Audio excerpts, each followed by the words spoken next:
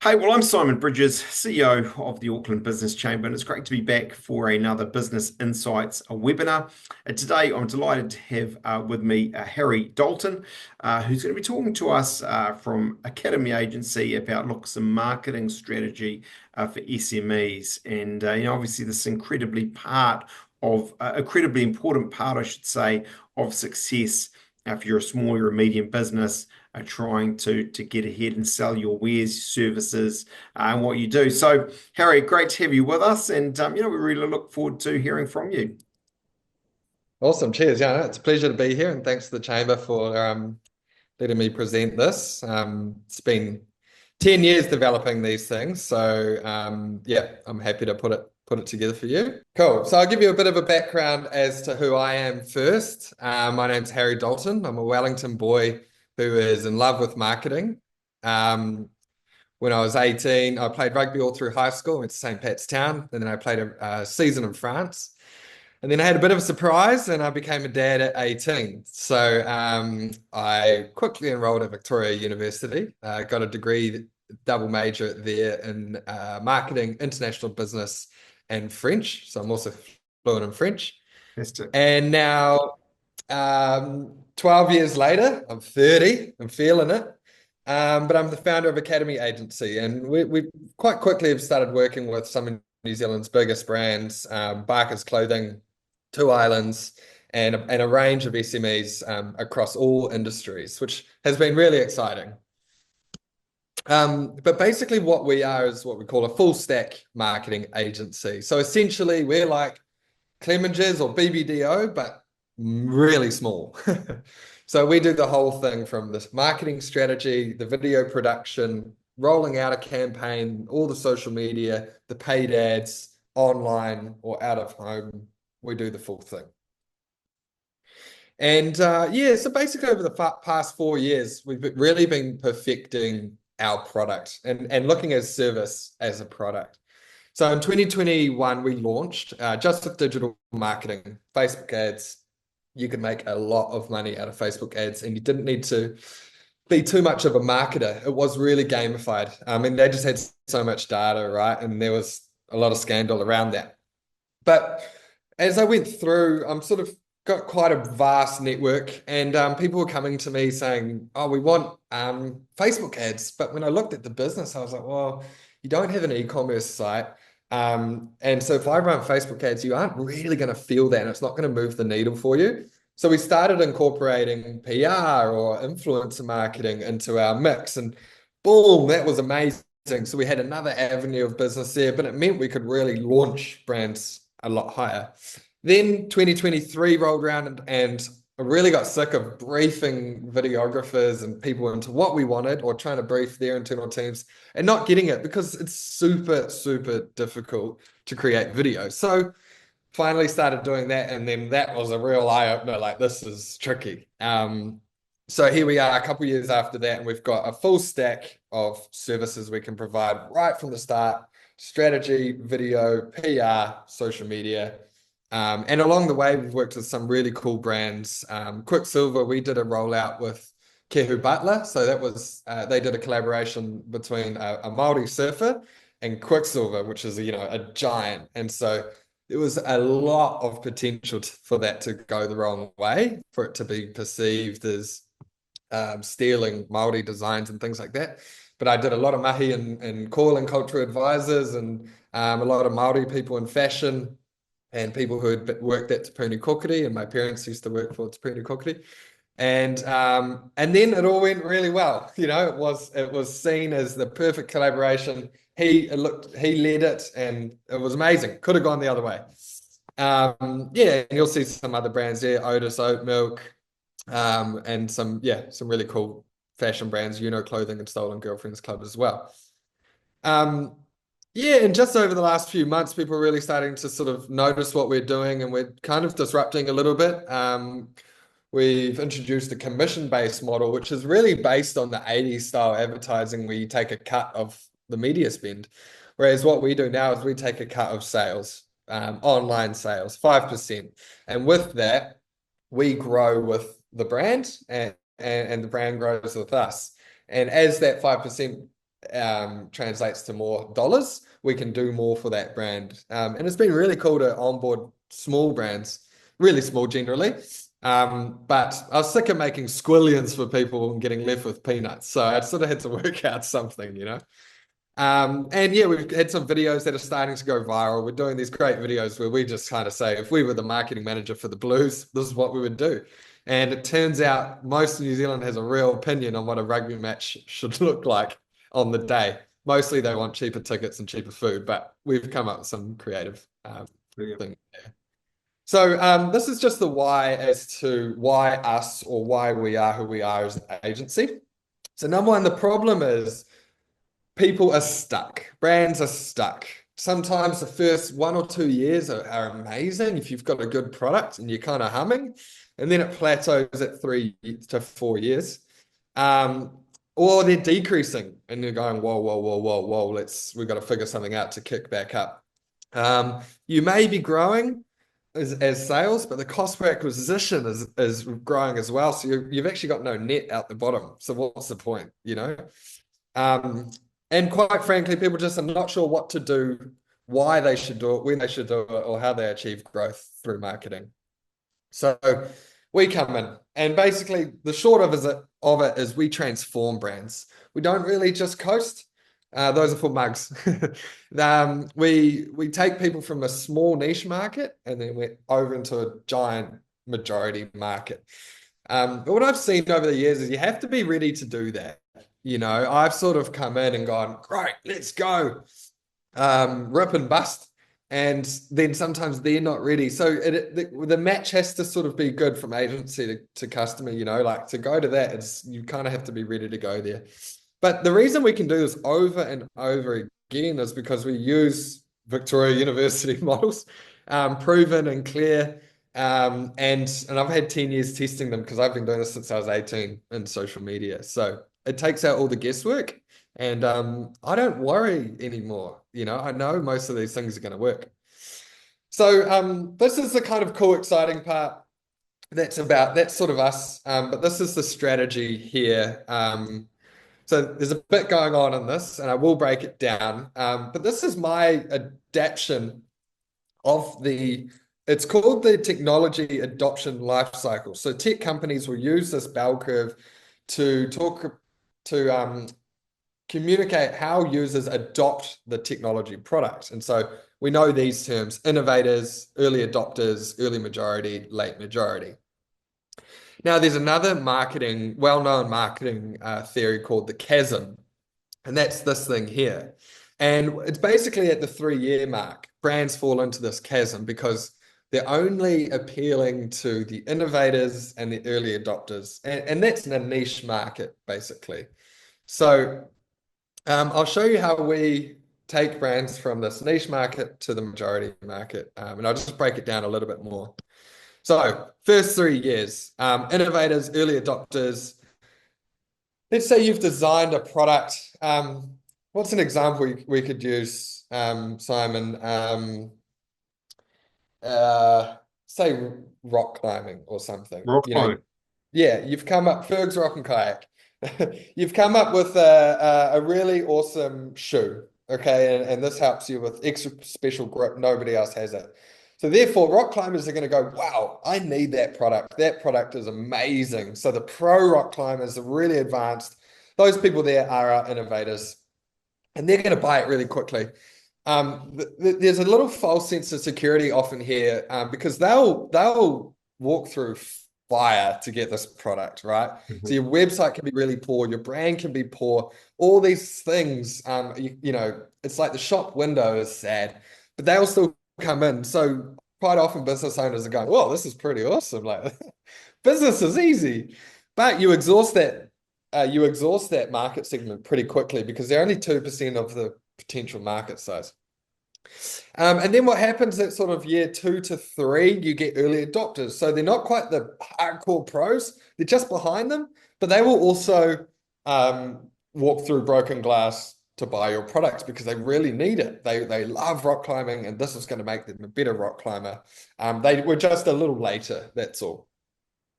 So that's the first 3 years. So if you just keep playing in that zone there. We only appeal to the niche people in your market. You will fall into the chasm.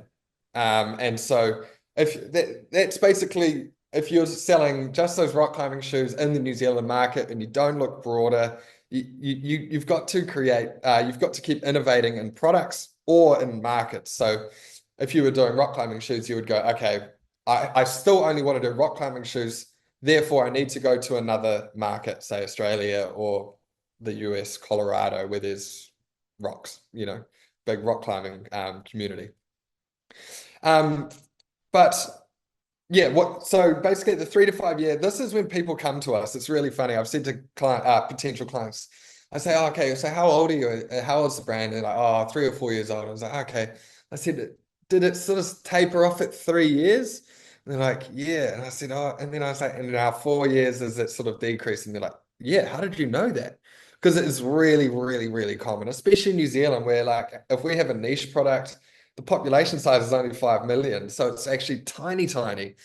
But a lot of the literature that Kiwi business owners read is from the USA, where they've got, what is it, 360 million people, 300 million people.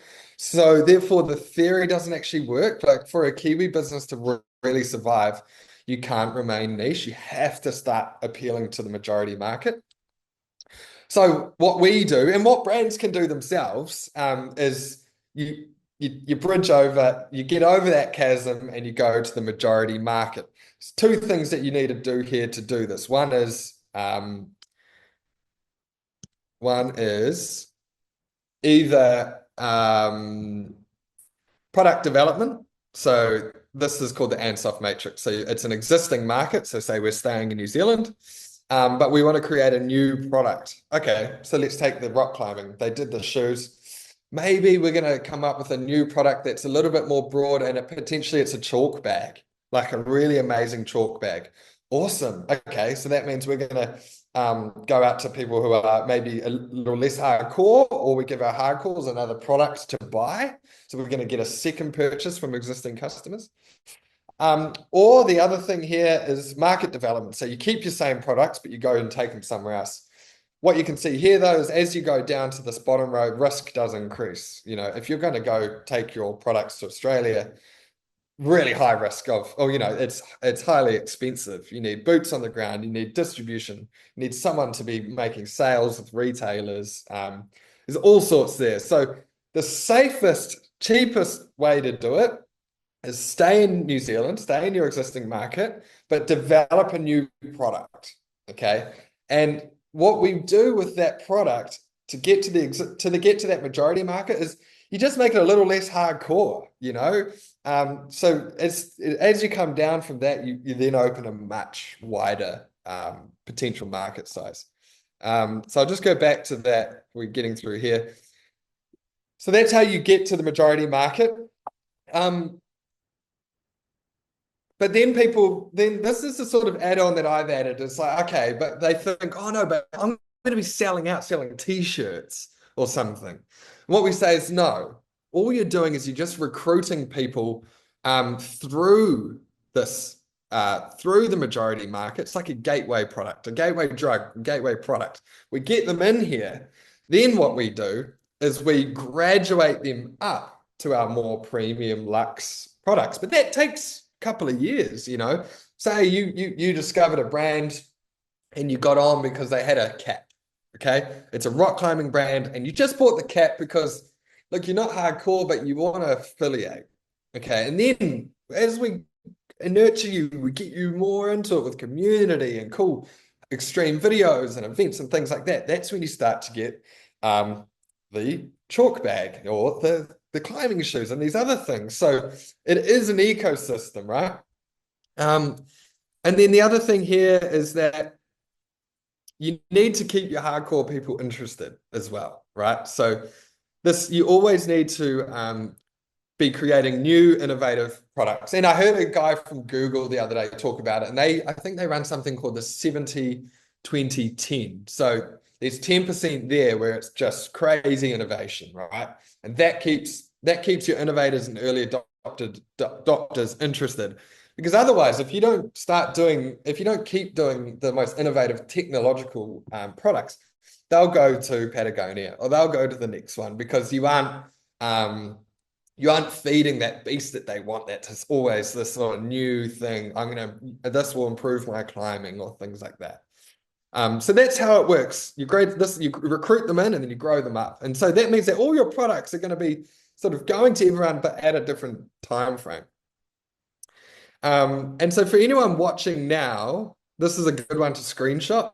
I just put this one together today. But if you're looking at those different market segments, there's a few things here that we answer. What type of marketing do you use for those people? So for the innovators, it's product marketing. So just talk about the features, really, because that's all those people want to know about. Grip, stick, and how fast can I climb? So talk about product marketing. As we come to the early adopters, it's still mostly product, but with a little bit of brand, so the photo shoots are going to have to look a bit nicer. The website's going to have to sort of sound like it's someone I want to talk to. And then as you go into the majority market, these ones here are really just brand. You really don't talk about the product at all. You talk about why us, Is it a sense, you sort of touch on the sense of adrenaline you get from a cliff face, or the sense of camaraderie that you get when you reach a peak with your friends. So that's what these sort of majority people want. And then as they come up, like as I said, that graduation, you start talking about features more often, and that's generally on the website or in store. And then I've got other things here, sort of how much do I attribute to this in my marketing budget? Well, like I said, innovators, give them 10%. They're going to buy your stuff no matter what, if it's innovative, right? So we don't need to sell to them too hard. But your early adopters, these people here they're the sort of most influential because the majority look at them and they take a little bit of work. So most of your budget should go here. The reason is because the products that we sort of sell here, that's probably what you started making, it's what you do best. So, for example, Mitchell's Nutrition, they're a really great protein powder company from Mount Maunganui, and they do bone broth protein. So that was their first product. And so that's what they do best, and so that will always sort of be the products that they use as their main marketing tool, like they'll have some new innovative products. I think they've got tallow now, but that won't be their main thing. It will still sort of remain around this protein powder. And that's so how, with product, people always find you've got to be quite careful because they can be quite sensitive with what they've spent years developing. So you can't say to them, oh yeah, nah, mate, look, you've got to talk about more innovative, or you've got to talk about t-shirts, because they'll be like, no, get out of it. This is my baby. So it's really important that, the product people, the founders know that, yes, what you make best appeals to this segment here. Keep doing it, keep making it better. But remember, we need the innovative, and then we need the more gateway stuff here as well. And then if we look at the sort of percentage of what the products per segment will make up for your whole range, I think this is, there's give and take with all of this, Simon, but with the innovators, that might make up 5% of your total range. Sorry, when I'm talking, say you have 1,000 units in your warehouse, this is what I'm talking. So this will be 100 units. Then your early adopters will probably make up 30%. And then this is the funny part, that most of it will come from this early majority. That's where you're going to make the serious money. And that's where you're going to sell most of your units. And it's great because you're recruiting them and then you're graduating them up to more premium stuff. So you might make less margin on this majority stuff, but that's fine because you're going to make much more margin as they become more devout to your brand. And then the last thing in here is the question that these people are asking, right? So the innovators, the question they're asking is this the best product or service on the market? Okay, they're really close to what you do. The early adopters, their question is, will this help me achieve my goals? And then the early majority is, will this brand give me a tribe to join? Am I going to feel a sense of camaraderie? Am I joining something bigger than myself? And then the late majority is, they're kind of difficult. Is it worth what everyone's saying about? It's like, yeah. So, one thing here is we don't attribute any marketing spend to these people, right? All we do is we might give them a little discount off on a sort of email flow. Those pop-ups that say, sign up for 10% off your first order. That's what these people are for. Is it worth it? Everyone else will just buy it on merit. So yeah, that's a little matrix there. So anyone screenshot that, I think that's a nice handy one. And then this is our own model, basically. So I'm proud of this one. This is our 5-lever model, and it's really just broken down what a marketing manager should do over a year. And so this is based off 5 key levers. And the theory is if you can times 2 all of those, you can 10x your sales. So the first one is big plays. So big plays, you might only do one of these a year. That might be a new product or a new market, but generally it's a new product. Okay, that's easier. With manufacturing now, you can get 50 MOQ sort of runs now. So it's so competitive in China and things like that. So I really recommend just running a really small MOQ, like 50 units, and sell them to your innovators and some early adopters. And then if it sells through, then double that to 100 units. But there's other things here too, like you could be hiring a key person that may be front facing, or it could be hiring a what we call a character talent, someone who's going to be the face of your brand and all your social media, some clever Gen Z that is really a unicorn that can sort of talk the talk, act and edit and film. That could be a really big play. Or it could be a new direction. Okay, we need a sort of refresh. So one of those a year. The second thing is campaigns and collaborations. So you should be doing 4 of these a year, nice and easy.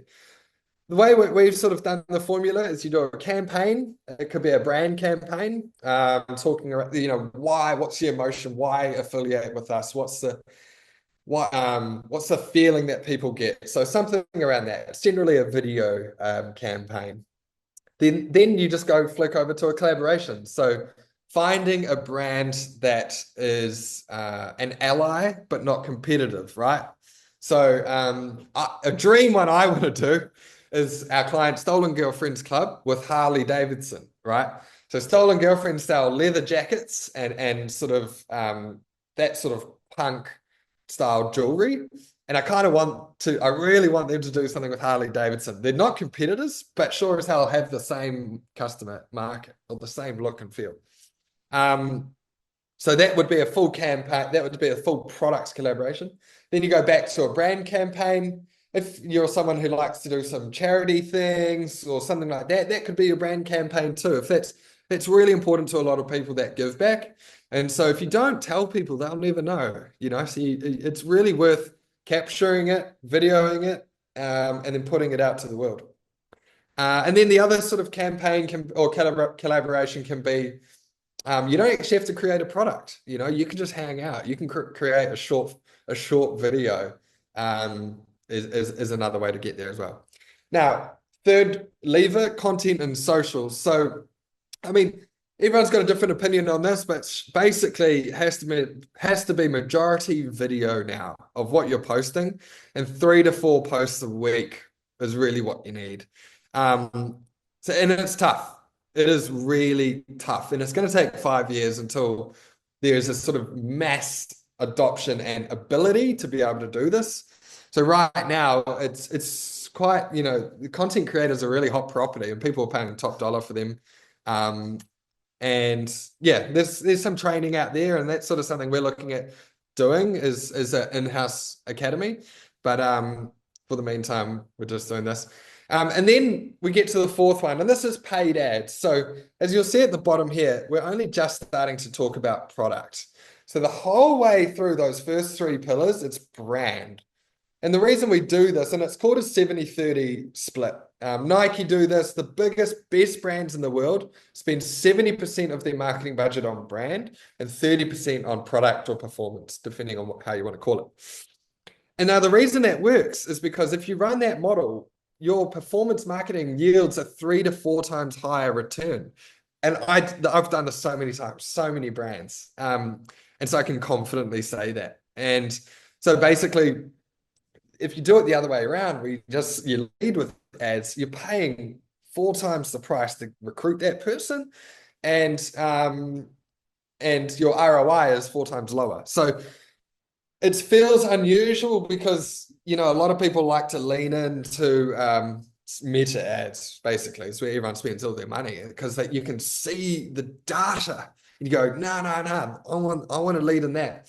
Whereas with brand marketing, there is a 3-month delay, right? We call it a warming period. But that's okay. 3 months isn't long. And when you think of, Mad Men days, they used to look at 6 months. They were like, cool, okay, so we got a sales report for the last 6 months. How'd that campaign go? So like it's we've got really used to this immediate metric system, which isn't necessarily correct, like, and it sort of made us think that if it's not immediate, it's not right.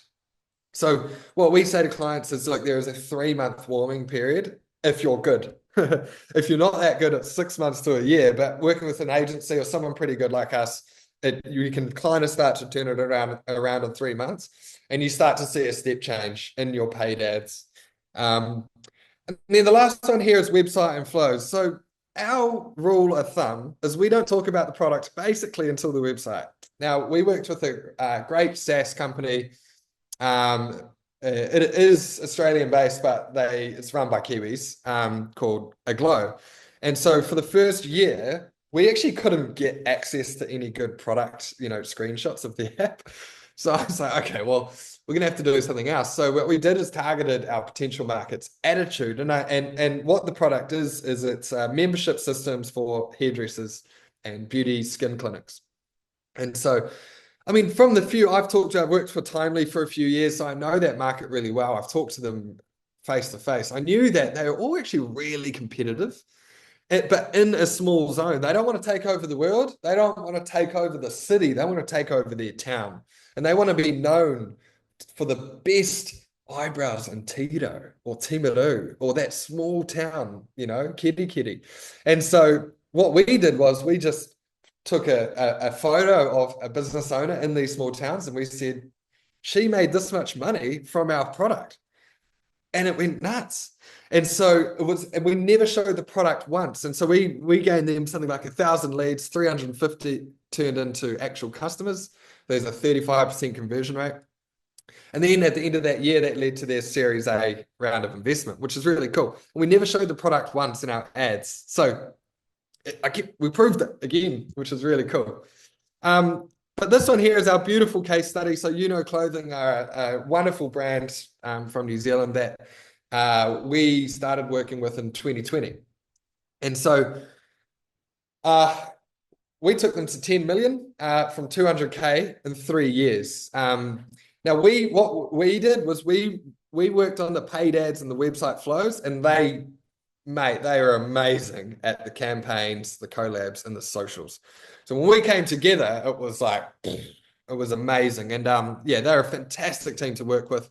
And then we worked with them on some of the big plays as well. So the big plays for them is they got Stan Walker in as creative director. So he was always a friend of the brand and, always put his hand up to be in the campaigns, but it wasn't official. So they pulled him in as creative director, and that really cemented that Maori business ownership for the brand as well.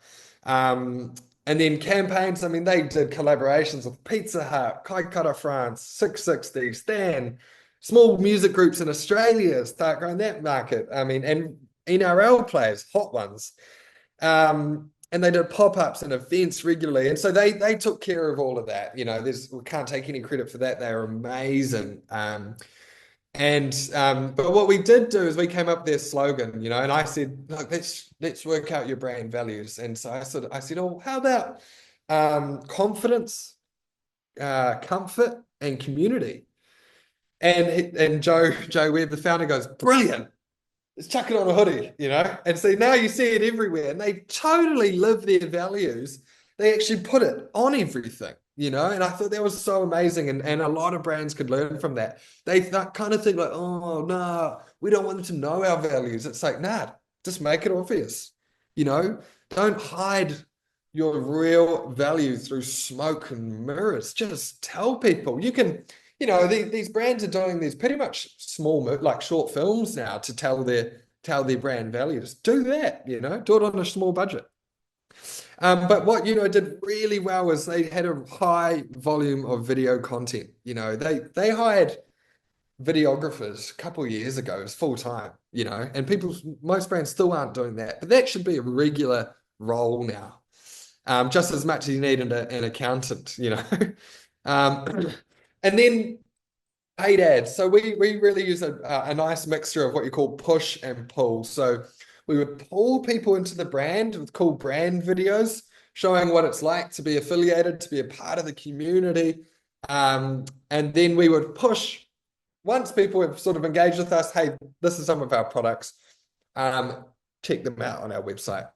And we had a nice email flow, a nice loyalty system that honestly hasn't even changed in a couple of years because it's just so tight and so good. And yeah, but basically, what I loved about is they enabled their market to answer yes to a key question that was, is this brand for me? Through representation. They'd always have a nice split of Māori, Pacifica, Asian, Pākehā, and always shooting 3 or 4 people, in different walks of Auckland, all over the place. So people are like, yeah, this is a brand for me. And they deserve all the credit, and they're an amazing employer. They employ over 20 people. So yeah, they're a really beautiful brand that, we play, bingo. How many can you see when you go to the mall or the airport? Because you just see it everywhere. It's really fun. But yeah, that's it, Simon. That's Amazing. it. Hey, thanks so much, Harry. Look, it sounds like just on you and Academy Agency. I mean, it sounds awesome. You've worked with some awesome brands there. It's hard not to be impressed. And I like your cut of the sales thought. That's really important for you. But also, as you say, it means you've both got an incentive in getting success. So I Mm. like that. Look, some really basic ones. I mean, I know you'll probably think, oh, really? No, no, it's all But good. like, I mean, there'll be some small businesses out there today, maybe some medium-sized ones, and they say, well, man, that all sounds very hard.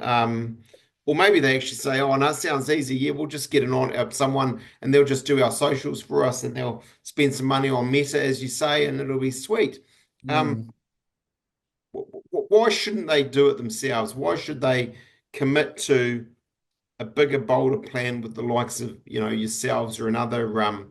another agency? Mm. Well, look, I would say you always need someone in-house. There needs to be, first and foremost, you need a marketing manager, or generally it's the CEO, someone to actually, if you're early, it's still the CEO.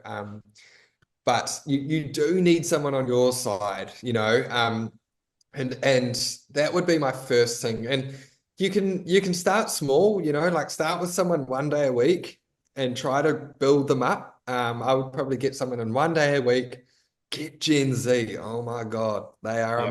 amazing. And let them go for it.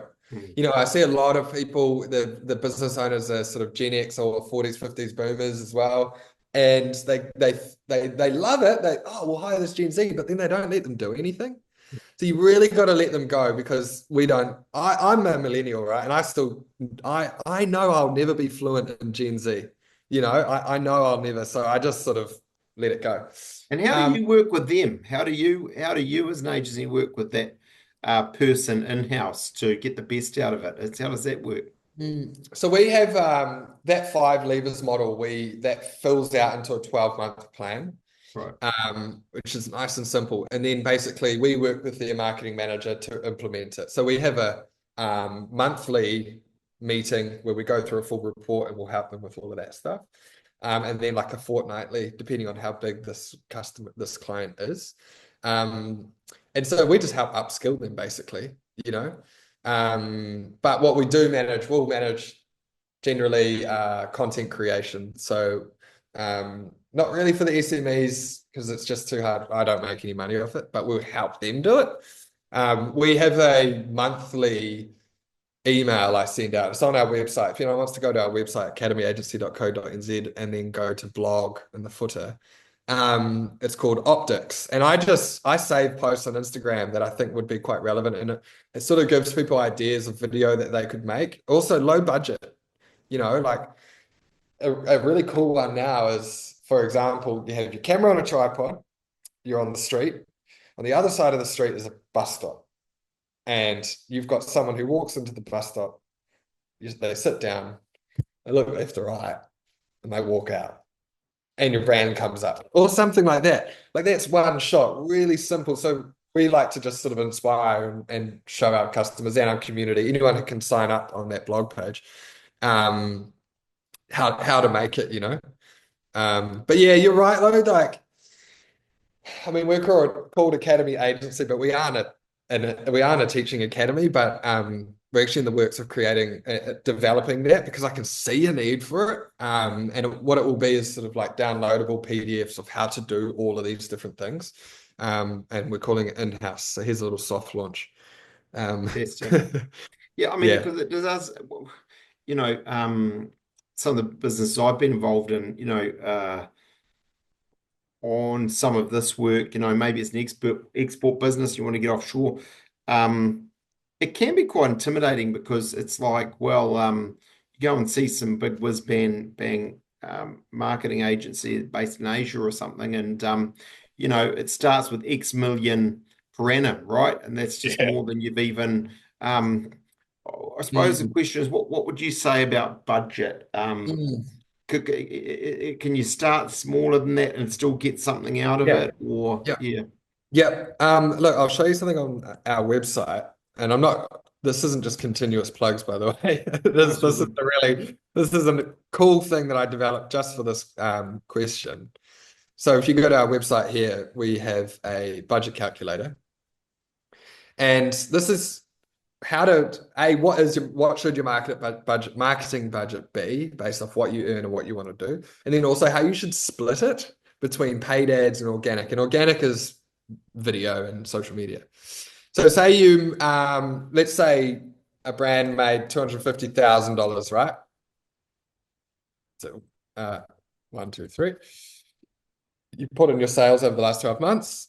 And then you pick your goal. So you either want to maintain, which is plateau, which we don't deal with anyone, that no one really wants that generally. Or you want to grow, like a steady growth, or you want to scale up, right? And that's like, let's go. But let's do the middle one, grow. So with the split, this is what we recommend, organic and paid ads. Your annual marketing budget would be 37,500. So that means 3,125 per month. That's all right. It's something we can do there, right? How you should split that is basically almost $2,000 on organic. So that would be creating videos. So and still photography. So I would go and I would find someone local, post in your Sandringham notice board or wherever you are, and say, look, I'm looking for a content creator, and make a deal. Don't ask them what their price is. Say, look, I've got $1,500. I need you to make one YouTube video and say 4 Instagram reels a month, and I've got $1,500. Are you keen? And they will probably say, yeah, I'm trying to get my portfolio up. Let's go. So take what you can do and just go, look, this is my budget. And then what we've got here is the paid ads. So that is, I think it's 40% to put into pretty much meta ads is the best bet. Start with what we call bottom of funnel or middle of funnel. You retarget people who have seen your organic stuff above and send them to your website to buy. Fantastic. Oh, look, that's Yeah, and awesome. then if you do, So yeah, you if you go. do the split, look with us, we get a 10x. I mean, I can't guarantee everyone who runs it will get a 10x, but you really, really can get really high returns. Some agencies just do digital, and all you can expect is about a 4x return. Because I've done it as well, where clients only want us to do that, or they don't want to do anything else, and so it sits around there. And that's if you're good. It's actually not that good because you got the cost of goods, you got the cost per acquisition in there, your fixed costs. Forex is pretty much just getting through, you know? So yeah, that's on our website, and it's yeah, it's really handy. Fantastic. Oh, look, I've got 20 more questions about, what you're talking about around features versus brand. I think that stuff around that hardcore group of sort of experts, as it were, you had a better word for it than that, Yeah, through to the majority, and how things change to brand as a result of that. There's lots there, but yeah. I think what it is a really good intro to what you're doing and some really good insights there. If people want to get hold of you, Harry, how do they do that? Just jump onto our website, academyagency.co.nz, or send us a DM on Instagram. It's Academy Agency as well. Yeah, but my email is harry@academyagency.co.nz, but you can find all that stuff on our online. Brilliant. Hey, thank you so much. We really appreciate your time. Ah, cool. Cheers, Simon. Thanks.